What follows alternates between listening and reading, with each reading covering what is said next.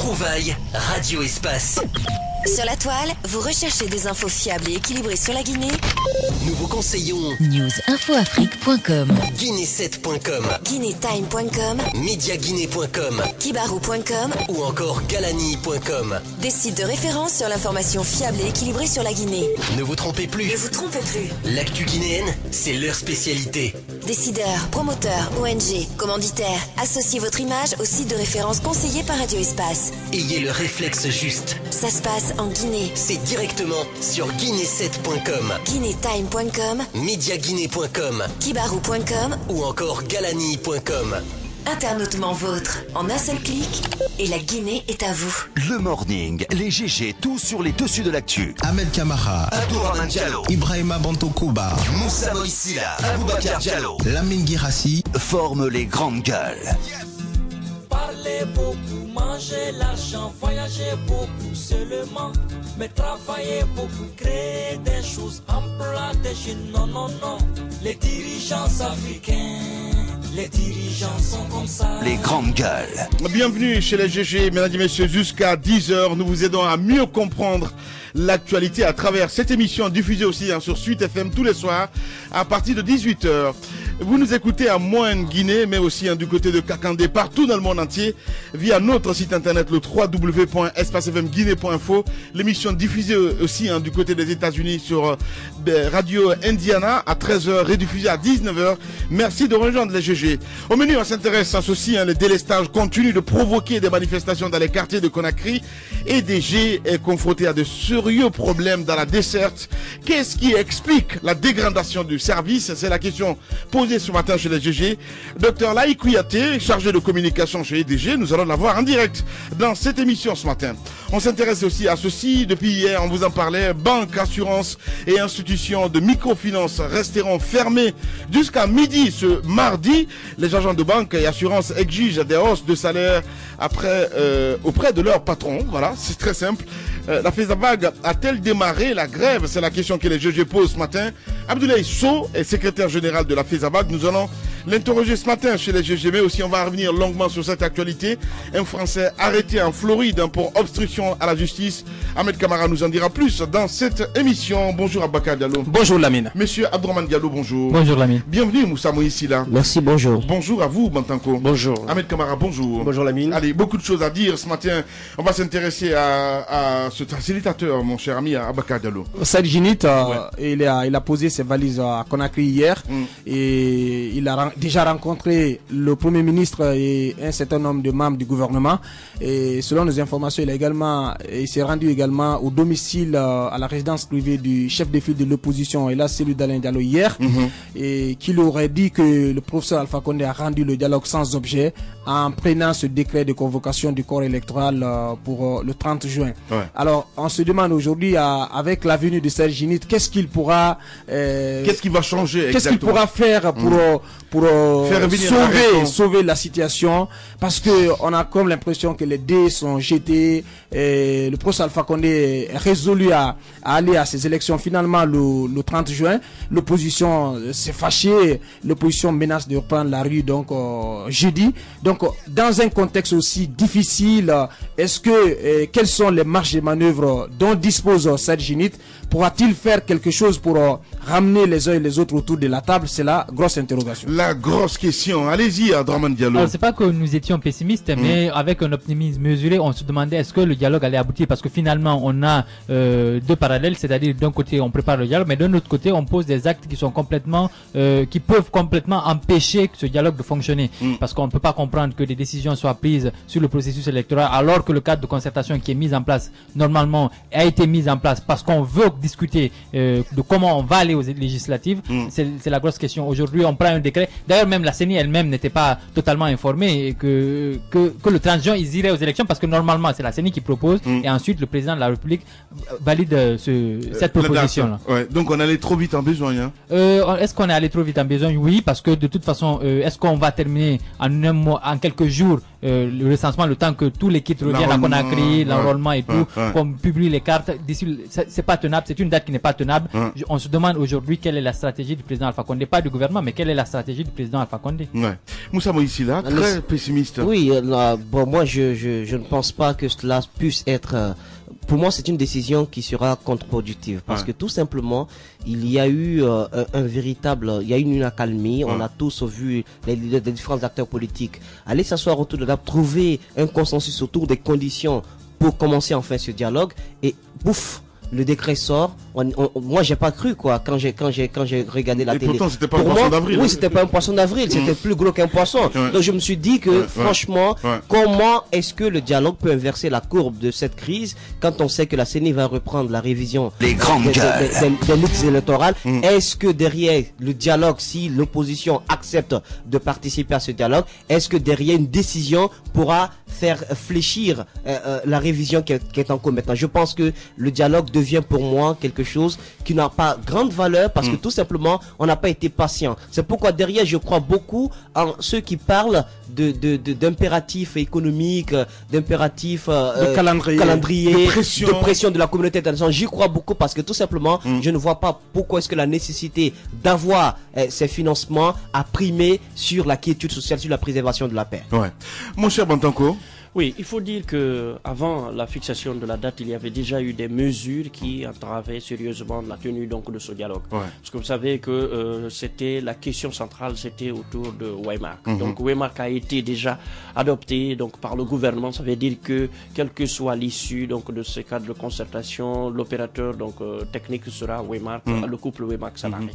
Alors à partir de là, je pense que la situation était devenue beaucoup plus corsée que la date n'est venue le 30 juin. Il y a aussi, voilà, donc le facilitateur qui devrait être là et qui a un petit peu pris de retard parce que tout simplement il y avait une mauvaise communication de la part du Premier ministre. Et donc cette décision et la reprise annoncée donc de la révision du fichier électoral par la CENI, donc voilà des axes qui aujourd'hui entravent sérieusement donc la tenue de ce cadre de concertation parce que les objectifs de ce cadre de concertation, comme l'a dit Abdourahmane, c'était de discuter donc du processus électoral, qui parle du processus électoral, parle donc de l'opérateur technique et nous savons que déjà comme ces décisions sont tombées, alors aujourd'hui l'opposition verrait très mal comment est-ce qu'on pourrait inverser la tendance, d'autant plus que ce sont des décisions qui ont été adoptées par le gouvernement et publiées, donc rendues publiques sur les ondes de l'État. Si la date aussi a été officialisée, alors que certains disent que la CENI n'était même pas donc imprégnée. On se dit que oui, la CENI avait déjà proposé, je pense bien, 2 dates antérieures qui n'ont pas pu être entérinées par le chef de l'État. Ce qu'il disait, la CENI a toujours dit qu'elle était prête, quelle que soit donc l'issue dans laquelle on va. Certainement, c'est à l'issue de cela que le professeur Alpha Condé a décidé donc de prendre la décision de fixer cette date sans qu'il n'y ait une proposition de la CENI, parce que tout simplement, elle avait dit bien entendu qu'elle était prête. Mais ce qui est sûr, aujourd'hui, la situation devient plus en plus très compliquée. Hein. Voilà, oui, très compliqué. En même temps, un blocage, Ahmed Camara, qui pour débloquer la situation, on peut dire, Abdourahmane Diallo l'a dit tout de suite, hein, la mission de Saïd, je parle de Saïd Djounit évidemment. Bien évidemment, écoutez, moi je suis pas pessimiste, je suis optimiste face à la situation que nous avons en face de nous. Je pense que le président, c'est vrai, a pris le décret convoquant le corps électoral le 30 juin. Mais ce qui reste clair, c'est qu'il y a une médiation internationale qui va donc s'engager. Cette Djounit a déjà rencontré le Premier ministre. Le Premier ministre lui a fait l'état des lieux. J'ose croire qu'il va également rencontrer l'opposition dans son ensemble et l'opposition également va mettre sur table ces différentes revendications. Et je pense qu'en ce moment, il saura faire la part des choses et dire, s'il le faut, au président de la République, votre choix n'est pas le bon choix. Ou dire à l'opposition, il faut aller aux élections. Je pense qu'aujourd'hui, il faut quand même compter sur cette... C'est un facilitateur, il ne faut pas confondre. Oui, c'est un facilitateur. Non, un médiateur. La question, c'est de quelle marge de manœuvre dispose de cette Djounit pour faire cette mission pour rendre... Sauf que cette Djounit ne s'est pas autoproclamé facilitateur. Absolument, on le sait. Donc, il a un compte à rendre au secrétaire général des Nations Unies qui n'est que Ban Ki-moon. Donc, il va rendre compte à Ban Ki-moon. La situation, c'est ça. Et en ce moment, Ban Ki-moon prendra ses responsabilités. Donc, en prendra ses responsabilités. Je pense qu'en prendra ses responsabilités, il dira si il est possible d'aller aux élections maintenant ou pas. Donc, je pense que Ban Ki-moon qui va prendre ses responsabilités. Nous sommes dans un état souverain. Il y a un chef de l'État. C'est un peu compliqué. Mais laissez-moi terminer. Il faut quand même redescendre sous terre. Nous sommes dans un état souverain. Je suis suite en ce sens que aujourd'hui, ce qui reste clair, c'est que nous sommes dans une situation très tendue. Le pouvoir en place a pris une décision d'aller aux élections le 30. L'opposition décide d'aller dans la rue. Aujourd'hui, comme je vous le disais, la situation est tendue. Si nous continuons comme ça, je pense que ça n'augure pas. C'est le souhait de personne. C'est là le souhait de personne. Raison pour laquelle je vous dis aujourd'hui que Ban Ki-moon, au-delà de son rôle de facilitateur, vous allez le voir. Non, Saïd Djinnit plutôt. Non, Saïd Djinnit plutôt. Au-delà de son rôle de facilitateur, vous allez voir qu'il sera obligé de s'impliquer dans cette situation. Franchement, j'aurais bien compris. Saïd Djinnit est venu combien de jours après la prise de ce décret? Seulement que peut-être 24 heures. Pourquoi le gouvernement n'a pas attendu qu'au moins le facilitateur désigné choisi par le système des Nations Unies arrive en Guinée avant de prendre un tel décret? Voilà, la tâche qui attend Saïd Djinnit est très grande parce que tout simplement l'implication de la communauté internationale aujourd'hui. La communauté internationale vient prouver. Écoutez, le chef de l'État a pris un décret. Je pense que même Ban Ki-moon ne peut pas dire au président de la République de retirer votre décret. Cela doit être le fruit d'un consensus, d'un dialogue. Je pense que la tâche aurait été un peu plus facile pour Saïd Djinnit s'il avait trouvé qu'aucun décret n'avait été pris. Il aurait pu rapprocher les différents points de vue. Mais maintenant, faire revenir le chef de l'État sur le décret convoquant le corps électoral, je pense que c'est une tâche très difficile, mais il n'est pas impossible. Oui, voilà. Je dis très difficile. J'ai dit du côté de Zéré Koré, 55e anniversaire de l'indépendance de la Guinée. À Zéré Koré, l'illusion des chantiers, Abdourahmane Diallo. Alors, vous savez, l'objectif de la fête tournante de l'indépendance, c'était pour permettre de construire des infrastructures. Alors, on avait prévu 29 lots à Zéré Koré et finalement, on a réduit le budget. Figurez-vous qu'au lieu de construire, on va procéder simplement à des rénovations. Vous avez le stade de Zéré Koré qui a été débuté, mais rien, où le chantier est complètement à l'arrêt. On avait commencé le bitumage depuis Dadis de la voirie urbaine. Les Agopé a décidé d'arrêter les travaux parce que tout simplement l'État n'a versé aucun sou pour l'instant. Donc les travaux sont arrêtés et ils ont à peu près 300 jeunes qu'ils avaient employés qui ont été mis à la porte. Donc tous ces chantiers qu'on a lancés, finalement, ce n'est que de l'illusion parce que là on est à quelques... on est à quelques mois maintenant de l'indépendance. Je vois très mal comment le stade pourrait être achevé. Comment il y a un comité de pilotage comme Bokeh. Normalement, il y a un comité de pilotage qui est mis. Malheureusement, avec tous les mouvements qu'il y a eu à Zéré Koré, on n'a pas pu rencontrer le comité de pilotage. Le gouverneur était aussi occupé. On n'a pas pu discuter avec lui. Mais j'ai discuté avec les populations. J'ai discuté avec des collègues journalistes qui sont sur place. Ils me disent, écoute, les travaux ici sont complètement à l'arrêt. Ils ne seront pas achevés d'ici le 2 octobre. Voilà. Allez, Abakar, on nous a traité de Seitan quand on a évoqué cette histoire, parce que je parle de cette affaire de l'imam de Lola Abakar. Les femmes se sont fait attendre quelque part. Oui, finalement, selon Moussa qui suit ce dossier-là, les femmes musulmanes de Lola ont adressé un courrier au chef de l'État. Je pense que le mieux est placé. Voilà, allez-y, Moussa. Il s'agit de 12 groupes ethniques regroupés dans une association. Oui, mais c'est important. Ça commence encore à rarité, je suis en train de peindre, de vous faire lecture de ce qu'il y a dans ce communiqué. Vous comprenez? Voilà. Donc, il y a cette association de femmes qui décide d'attirer l'attention du chef de l'État sur quelque chose qui pourrait se passer du côté de Lola si les dispositions ne sont pas prises. Alors, ces femmes estiment que elles soutiennent les 5 imams qui dirigent les prières dans la grande mosquée de Lola. Elles souhaitent qu'ils demeurent car ce sont les fidèles musulmans qui les ont choisis et que la grande mosquée est un bien commun à toute la ville. Donc, elles soulignent encore en bas, nous ne voulons pas faire de bagarre. Donc, mais El Hadj Sekoubé Doucouré, qui se dit marabout de monsieur le Premier ministre, est à la base de ce conflit. Il a dit que s'il n'arrive pas à enlever El Hadj Amadou Kourouma, l'actuel imam, à la tête de la grande mosquée, qu'il parlerait au Premier ministre qui est capable de l'enlever. C'est pour toutes ces moqueries que nous, les femmes de Lola, avec les hommes, avons bloqué la route à l'imam Amadou Kourouma quand il fut invité le samedi 30 avril 2013 à Zéré Koré. Oui, 30 avril 2000 à Zéré Koré par monsieur le secrétaire général des affaires religieuses. Donc en effet, monsieur était venu pour Lola, où nous l'avons rendu vendredi, nous l'attendons vendredi et samedi après lui avoir préparé 2 repas. Donc ces femmes décident que le chef de l'État s'implique personnellement dans la résolution de cette crise parce qu'elles estiment que sinon la situation peut dégénérer dans les prochains jours. Mais donc c'est le communiqué qui a été adressé. Est-ce que ça a été lu sur les ondes de la RTG? Non, de la je ne pense pas. Ouais. C'est un groupe de ressortissants de Lola qui m'a donné la copie de ce communiqué. Donc je pense que avec cette lecture, on aura attiré l'attention des différents responsables. Surtout un Diassi qui nous écoute en ce moment forcément. Il était le premier à nous appeler et à nous traiter de shaitan. Écoutez, oui, il peut traiter de shaitan, mais quand la gestion... Non, pas du tout. Les grandes gueules. Vous traitez de shaitan, quoi? Je dis, il l'a fait. C'est son droit. Alors c'est son droit. Moi ça me fait rien. Allez-y. Ça me fait rien. Ce qui reste clair, c'est que je dis, quand la gestion est en ballottage, je pense que finalement on n'a plus confiance en personne. On veut faire référence toujours au chef de l'État. Sinon pourquoi appeler le chef de l'État à s'impliquer dans cette crise? Où est monsieur Diassi dans ce cas qui jette l'éponge, que le président lui demande quel est le rôle qu'il est en train de jouer dans la résolution de cette crise? En tout cas, ce qui transparaît, Lamine, ce qui transparaît à travers ce communiqué, cette déclaration, c'est que selon ces femmes musulmanes de Lola, on ne peut pas du tout aujourd'hui dire que le marabout du Premier ministre n'a pas joué un quelconque rôle dans cette situation qui est latente et qui pourrait dégénérer du côté de Lola. Donc il est aujourd'hui établi que celui qui se fait appeler marabout du Premier ministre a tenté d'avoir d'influencer le cours des données au niveau de je ne suis pas un érudit en islam, mais pourquoi on n'a pas tranché cette question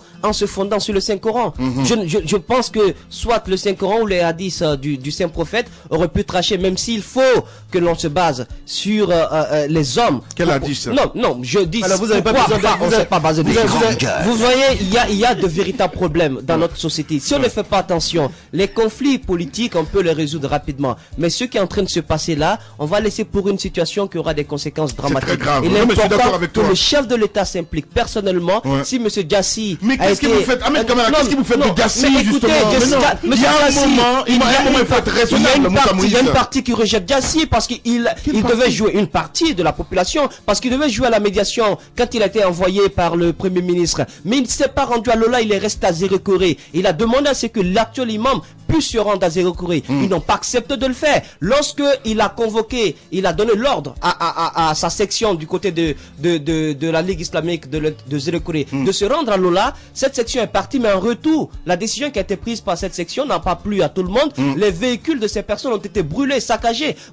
Et des personnes ont été blessées, les émissaires même de Diassi. Donc il sait ce qui se passe là-bas. Il sait que la situation peut être dramatique. Pourquoi le chef de l'État s'implique pas lui-même? Parce que tout simplement, M. Diassi a démontré qu'il ne peut pas résoudre cette situation. Tout simplement. Bien, allez-y mon cher Bantanko. On aurait pu penser que ces femmes sont dans leur droit, mais une faute a été déjà commise. Parce qu'elles-mêmes, elles ont dit qu'elles ont empêché donc celui qui a été convoqué, l'imam Elhadji Amadou Kourouma, donc de se rendre auprès de l'autorité hiérarchique. Et cela, ce n'est pas en tout cas une bonne chose, c'est une faute. Parce que, il faut le dire, quand il y a un problème, vous êtes appelé à vous rendre quand on vous convoque. Et surtout que ce sont chefs hiérarchiques, parce que c'est le secrétaire aux affaires religieuses donc de la région qui avait convoqué l'imam en question pour connaître effectivement quel est le nœud du problème. Alors ces femmes n'étaient pas dans leur droit en empêchant donc de se rendre à cette rencontre-là.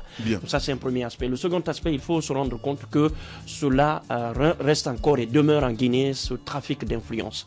Vous vous rendrez compte aisément que si effectivement ce nommé marabout dit que si l'imam ne quitte pas, il va user donc il va faire intervenir le Premier ministre. Ça veut dire qu'aujourd'hui ça continue de plus belle parce qu'il n'y en a pas en tout cas une partie de la Guinée où vous partez et que quelqu'un qui a un problème avec vous n'essaie pas d'influencer donc la situation par l'intervention soit d'un officier de l'armée ou en tout cas un cadre du gouvernement pour dire que si tu ne fais pas ceci tu verras donc c'est assez grave, c'est assez grave. Donc, ce qui se passe du côté de Lola, je pense que Moussa Moïse, il a dit Diassi, son rôle évidemment c'est un coordinateur en quelque part. Mais il faudrait quand même qu'on respecte l'autorité de l'État. Mais bien sûr, c'est ce que je dis justement. Vous savez, le secrétariat aux affaires religieuses était appelé à résoudre le problème. Donc si aujourd'hui Elhadji Amadou Kourouma ne s'est pas déplacé, il doit savoir qu'effectivement en tant que leader, il devrait dire à ces femmes-là, c'est le chef qui m'a appelé, je devrais m'y rendre, donc il faudrait absolument que vous me laissiez partir parce que c'est ça aussi l'islam le reconnaît. Bon, tant que vous le ne chef pas doit ce être matin. respecté. Mais je comprends très bien que l'état de droit, la loi doit être respectée et tout ça.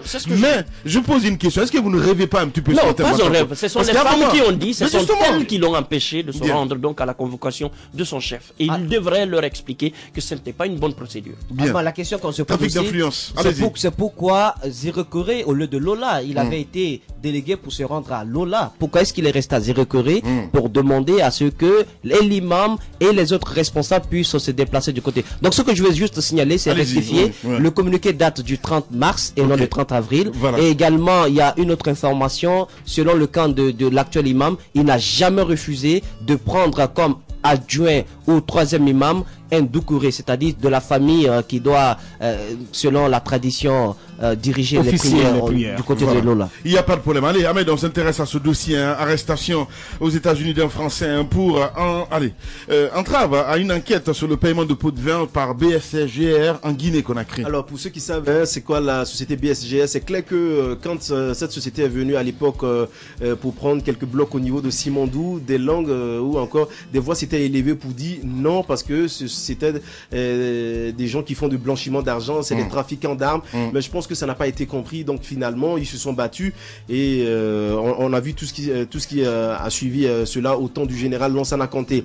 Alors, l'un des responsables donc de cette société, un Français du nom de Frédéric Calin, a été donc arrêté finalement aux États-Unis parce que les Américains avaient lancé une enquête pour blanchiment d'argent et pour corruption dans le cadre de l'implantation de cette société ici en Guinée.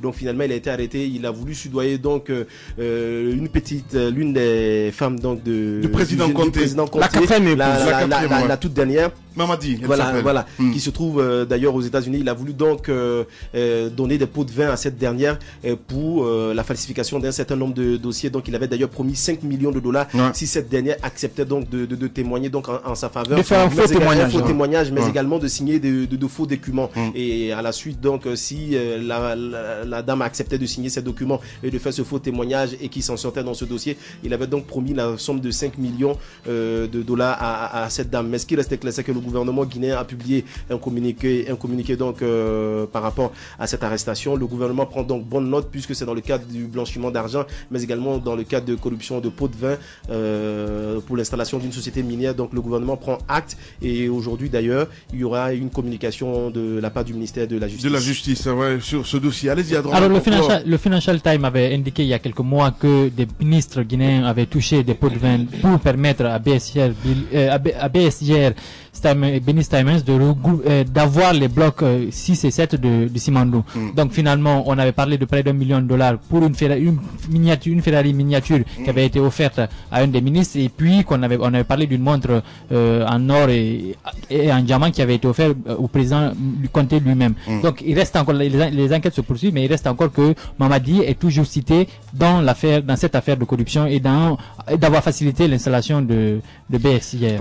Je pense que tout cela vient donner raison un tout petit peu au gouvernement qui avait récemment dénoncé les agissements de BSGR, et en tout cas dans l'obtention des blocs 1 et 2 de Simandou. Vous savez, le gouvernement avait dit clairement avait accusé BSGR d'avoir pratiqué le système de pots de vin et de code de dessous de table pour obtenir donc ces gisements. Et je pense que la preuve est là aujourd'hui, parce que la loi américaine qui permet donc de poursuivre des personnes ou des sociétés qui sont implantées, qui sont cotées au niveau de la bourse aux États-Unis et qui auraient donc qui se seraient adonnés à de telles pratiques. Donc c'est ce qui est en train de se matérialiser. La preuve donc elle est là.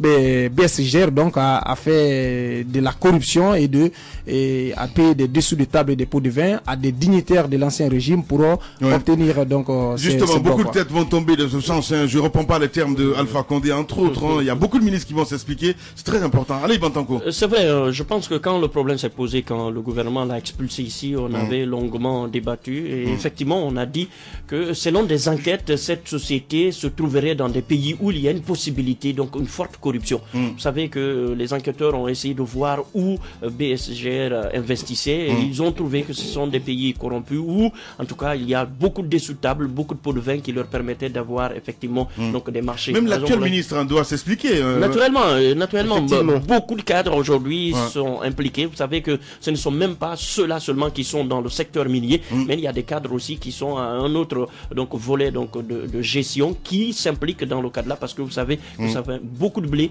et donc ça implique beaucoup de personnes et généralement quand vous commencez le fil, vous vous rendrez compte qu'il est très long. Voilà.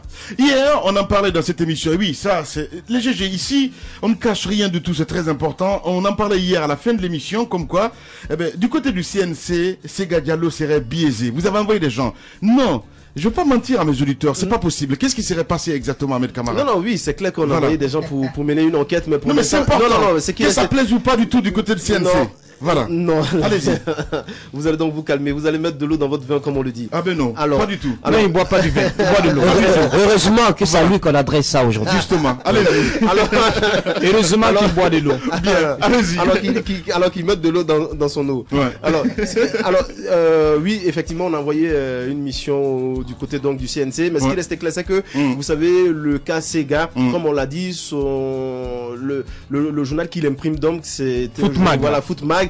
Non seulement c'est gratuit, donc selon certaines conditions que des structures des c'est le modèle économique qui avait mis en place, qui est en cause. Voilà, le modèle économique qui est donc en cause. Donc finalement, on avait dit qu'il ne pouvait pas bénéficier de cette subvention. C'est clair qu'il s'est battu, mais on a vu à l'époque où on avait demandé même à des associations de presse de donner un certain nombre de critères qui pouvaient permettre aux journaux de la place de pouvoir obtenir cette subvention. Je crois que Sega avait été mis à côté. Alors il s'est battu corps et âme, mais finalement, même si, selon les explications. Alors attendez, il s'est battu. Les associations l'avaient écarté.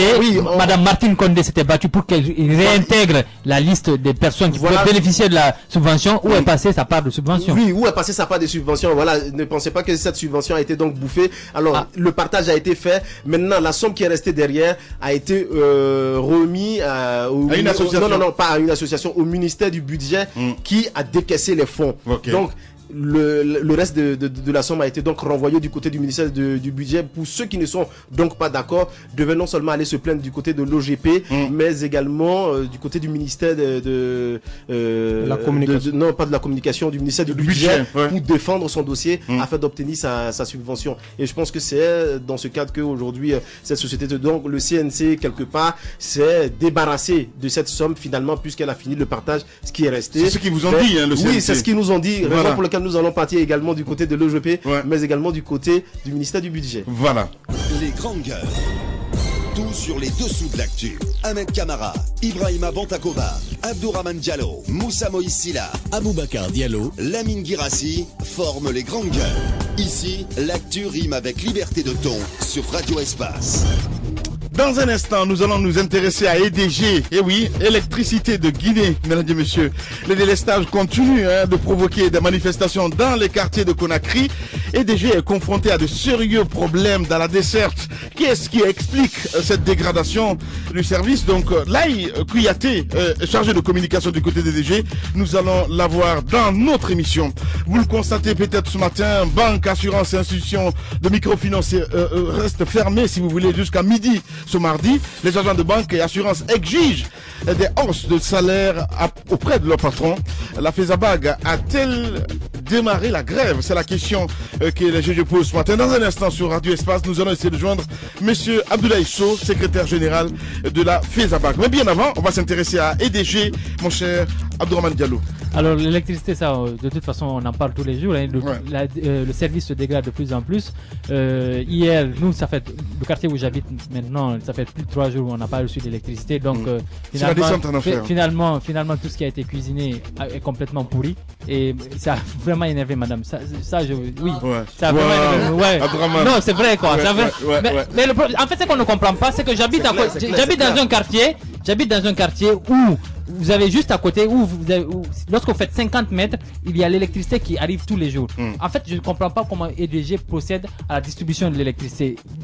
c'est-à-dire on frustre une partie de la population, alors que juste à côté, vous n'avez qu'à ouvrir votre fenêtre, vous voyez l'électricité de l'autre côté de la rue. Ouais. Donc il faudrait qu'on nous explique un peu comment la desserte est faite, pourquoi dans des quartiers, apparemment les mêmes quartiers, vous avez une partie du quartier qui reçoit l'électricité et l'autre partie qui est privée d'électricité pendant plus de 3 jours. C'est pas le seul quartier, à Sangoya aussi c'est la même chose. Il suffit juste de traverser la cité pour vous rendre compte que de l'autre côté de la cité, il n'y a pas d'électricité.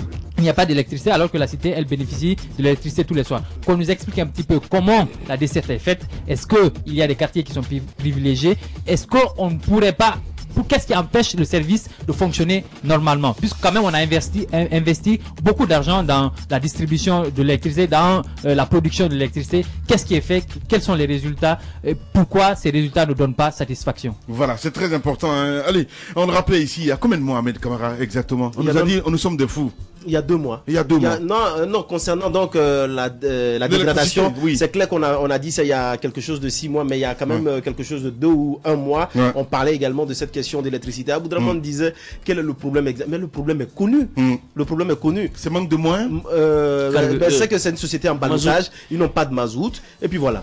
Mais ils accepteront jamais de nous le dire. Mais pourtant on est au courant. Bien. Ils n'ont pas d'argent. Il faut pas oublier quand même que nous sommes en période. Voilà, faut pas oublier que nous sommes en période d'étiage aussi. Voilà. Et voilà, dans les barrages, non, il faut pas quand même du tout oublier cela, mes camarades. Dans les barrages, alors quand j'ai évoqué cela, qu'est-ce qu'ils nous ont dit? Ils nous ont dit oui, nous avons la capacité de pouvoir économiser de l'eau. C'est ceci, non, je pense que face à l'impatience et à la demande sociale, je pense que on ne peut rien dire là-dessus parce que le courant aujourd'hui, ça a toujours été réclamé, le Guinéen a toujours réclamé cette denrée. Je pense que ce qui complique la donne, c'est parce que le chef de l'État officiellement a promis 16 heures ou 18 heures de courant aux populations et qu'aujourd'hui les gens se retrouvent peuvent passer 2 ou 3 jours dans le noir. C'est ce qui est un peu frustre les gens. Sinon, à mon avis, il y a des efforts qui sont faits, mais reconnaissez que nous sommes en période d'état. Allez, nous avons Dr Laï Kouyaté en direct chez les GG Bantanko. Les grandes gueules. Dr Kouyaté, bonjour. Bonjour. Voilà, dites-nous, on est toujours triphasé ou bien on a abaissé un peu les phases? Merci, les grandes gueules. Alors, ni triphasé ni monophasé. Alors alors monsieur, même le traditionnel tour à tour n'arrive plus à être respecté. Les délestages, on en parle presque tous les jours. Même hier, un groupe de jeunes mécontents est descendu dans la rue pour pouvoir brûler des pneus. Acte que nous n'apprécions pas. Mais dites-nous, qu'est-ce qui se passe? Vous n'avez pas d'argent, vous n'avez pas de mazout, ou bien il y a un leadership qui laisse à désirer? Bon, il y a un peu de tout ça, mais je voudrais d'abord aborder le sujet par rapport à ce qui s'est passé hier au Concasseur. Et il y a eu vol de câbles de liaison entre le Transfo et le Tableture. Vous êtes sans savoir que nos équipements sont vandalisés dans certaines zones. Donc le poste de dépotoir qui dessert cette zone, les gens sont allés voler le câble de liaison. Donc c'est des câbles en cuir qu'on trouve rarement sur le marché. Donc quand nos équipes sont allées, ils ont constaté cet état de fait. Donc on ne pouvait pas alimenter parce que c'est pas un autre câble qu'il faut envoyer là-bas. Il faut trouver un câble, le même type de câble. Et c'est des câbles qu'on trouve rarement au marché. Donc c'est ça qui a provoqué hier cette colère de coupure au niveau du Concasseur. Il n'y a pas seulement que Concasseur, à Matoto aussi. Hein, voilà, je viens là. Et au niveau, vous êtes sans savoir qu'il y a eu des grands travaux au niveau du pont de Moussodougou. Donc il y a 4 jours, on a un câble souterrain qui a pété dans le sol. D'accord. Bon, quand il y a des cas comme ça, il faut procéder à des fouilles. On n'a pas des machines qui font des recherches à la surface pour dire que c'est à cet endroit-là qu'il y a eu coupure du câble. Donc, il faut prendre des tâcherons qui viennent, qui creusent tout au long du chemin du câble jusqu'à retrouver la panne et dépanner. Donc, ça nous prend souvent du temps pour rétablir ces choses. Il y avait 7 départs en jeu avant-hier. Il y avait 7 départs. On a pu récupérer les 7 départs et il est resté le départ Lansé Bungi qui dessert Kolaya, Madina, côté Sig, la Carrière et une partie de Dabondi. Et l'autre côté, il y a le départ Grande Mosquée, il y a l'hôpital Donka, Pharma Guinée, une partie de Dixine, côté autoroute, il y a Afia aussi, une partie, jusqu'au niveau du concasseur. Donc voilà des choses que nous avons eues. Ça, c'est dans le cadre de l'exploitation. Et ça, c'est indépendant de la volonté. Vous êtes sans savoir que nous sommes aujourd'hui sur les travaux de réhabilitation de ce réseau qui est en toile d'araignée.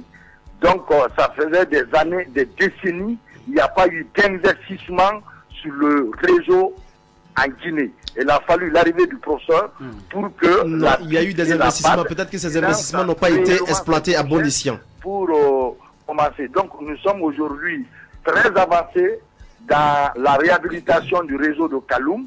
Et on a fait passer les films et de passage dans les voitures. Vous remarquez que cette société-là évolue. Au niveau de Matoto et de Ratoma aussi, nous sommes en train de réhabiliter le réseau de ces deux communes. Donc, il va sans dire, quand la société a besoin de travailler sur une partie du réseau, il nous envoie l'ordre de coupure, on fait passer les communiqués. Des fois, les coupures peuvent s'allonger de 8h à 16h. Docteur. Au-delà de 16h, on essaye d'alimenter monomana les départs les départs qui sont restés. Docteur, voilà. Depuis, Belle Lurette maintenant nous explique la même chose. Il y a des travaux, il y a ci, il y a ça. Franchement, est-ce qu'il n'y a pas une certaine lourdeur du décaissement de l'argent, parce que selon certaines indiscrétions... Non, il y a ça aussi. Voilà, c'est tout. Mais... non, je vous explique réellement. Vous savez, moi, je n'ai jamais caché la vérité. Allez-y. Ni au président de la République, ni aux membres... Vous êtes au bon endroit pour tout dire. Au peuple de Guinée. C'est que je vais vous dire une chose. On n'a jamais expliqué les vrais problèmes du secteur aux autorités, surtout au président de la République. On a toujours expliqué au président de la République un problème d'homme, un problème de mauvaise gestion à l'EDG. Une société qui fonctionne déjà à perte. Quand EDG produit le kilowattheure à 3250, il le vend à 90 francs. Est-ce que ça fait une société qui fait des bénéfices? Vous avez des subventions de l'État en contrepartie, quand même, M. Kouyaté. Quelle subvention? La subvention, c'est quoi? C'est justement la différence entre 90 francs et les 3250 là, c'est ce qui constitue la subvention. Mais ça vous permet de compléter. Les 15 milliards que l'État paye par mois ne représentent que la facture frais de consommation de l'administration. Les gens font la confusion entre les deux. Et quand cette subvention-là, on fait exprès, on retarde le paiement du côté des finances, ce qui va dire que ça va jouer sur les recettes de EDG. Parce que tant que les pétroliers sont rassurés que cet argent-là va tomber, ils peuvent nous donner du mazout. Et on continue à sauter. En plus de ça, ils sont allés, j'avais attiré l'attention du président, que les menteurs ont commencé à aller raconter des histoires sur EDG. Finalement, ils ont réussi à mettre un comité de surveillance qui a envoyé des inspecteurs, des contrôleurs de finances à l'EDG. Aujourd'hui, même quand il y a la panne, EDG à peine arrive à réagir. Donc, quelque part, ces surveillants là, c'est comme si c'était des obstacles. Attendez, là, on va parler. C'est pas l'autoroute, hein. Il faut qu'on s'entende, il faut qu'on s'écoute, c'est très important. Allez-y, Moussa. Donc, cette commission de technique de surveillance, elle vous met des bâtons dans les roues, c'est une sorte d'obstacle? Moi, je crois que pour moi, ça n'engage que moi, ça n'a aucun rôle à jouer parce que au moment où il n'y avait pas d'électricité du tout, quand le professeur arrivait, personne ne s'est intéressé, personne n'a dit on va mettre un comité de surveillance.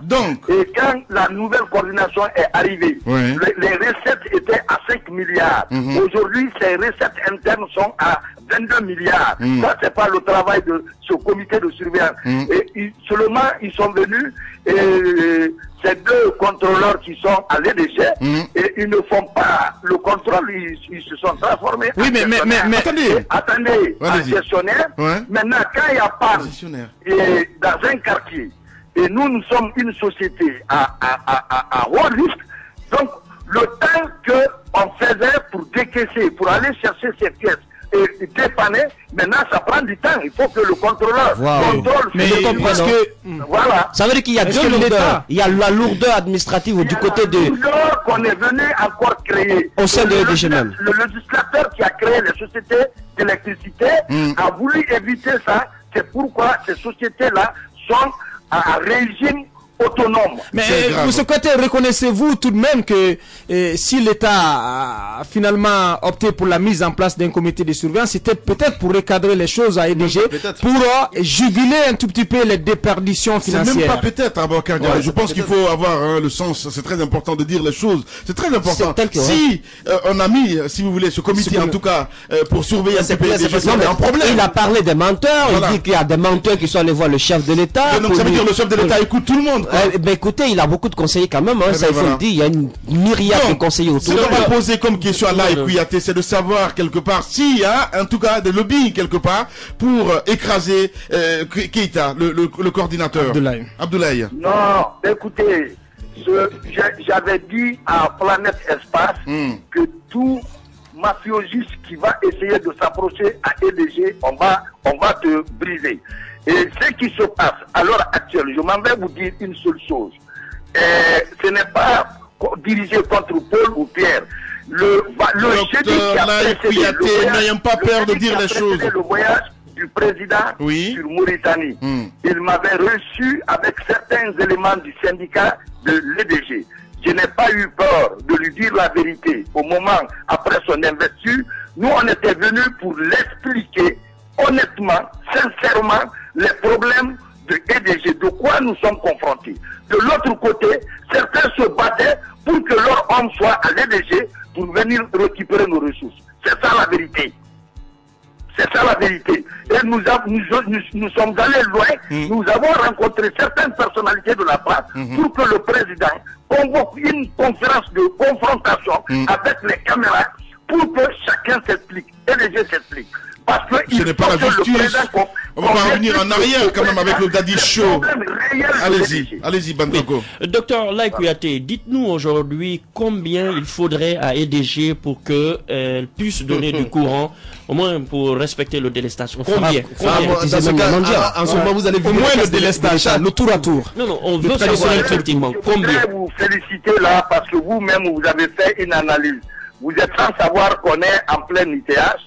Et les barrages, le plus grand barrage de la Guinée, c'est Garafri, c'est un barrage régulateur et dont l'énergie diminue en fonction du niveau d'eau dans le barrage. Nous sommes au mois d'avril et il n'y a plus d'apport pluviométrique dans le lac.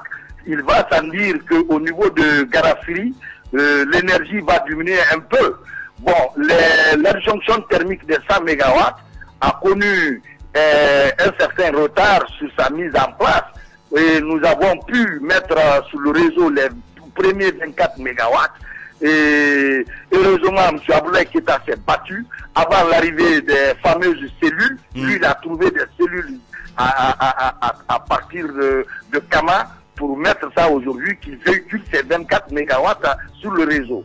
Et la réhabilitation des 7 groupes qui nous restaient à Tombo après l'investiture du président et qui ont connu une certaine réhabilitation, mais je m'en vais vous dire, cette réhabilitation n'est pas allée jusqu'au fond parce que les auxiliaires n'ont pas été réhabilités. Monsieur Kouyaté, peut-être dernière question, selon des indiscrétions, et les relations entre le coordinateur général d'EDG et ses adjoints ne sont pas au beau fixe. Et on nous apprend même que certains de ses adjoints chercheraient à l'éjecter. Est-ce que vous confirmez? On apprend que certains adjoints de M. Keïta chercheraient à l'éjecter, qu'il serait sur il serait sur la sellette, donc voilà, il n'aurait pas de bon rapport avec certains de ses adjoints qui chercheraient à prendre sa place, voilà, à l'évincer. Mais prendre sa place, pourquoi? Écoutez, moi je suis un musulman. Et je me suis jamais battu pour un poste. Et je crois que M. Keïta aussi est incroyable. C'est pas par la force qu'il est là aujourd'hui, c'est par la confiance du président de la République. Et tant que cette confiance du président de la République va exister, je crois que M. Keïta continuera à être le coordinateur général de l'EDG. Les deux adjoints qui sont venus, les deux Géorgiens qui sont venus pour appuyer. Et nous, on n'a rien vu encore d'extraordinaire. Donc, il faut que le président essaye de nous rencontrer. Il y a certaines réalités qui sont liées même à des choses. On va lui dire en part et avec des preuves. Parce que nous craignons maintenant que la façon dont on a terrassé Sotelgui, parce que c'est les mêmes lobbies qui étaient vers Sotelgui, que les mêmes lobbies se dirigent vers EDG pour venir anéantir. Parce que la façon d'anéantir une entreprise d'électricité, c'est bloquer les dépenses, c'est retarder les dépenses jusqu'à ce qu'il y ait criard et un manque d'électricité. Je m'en vais vous donner un exemple. Ça fait une semaine, Bokeh a une panne. Nos ingénieurs ont initié les frais de mission pour aller dépanner ces groupes-là. Jusqu'ici, ces documents-là tournent entre la main de ces contrôleurs qui sont venus des finances là.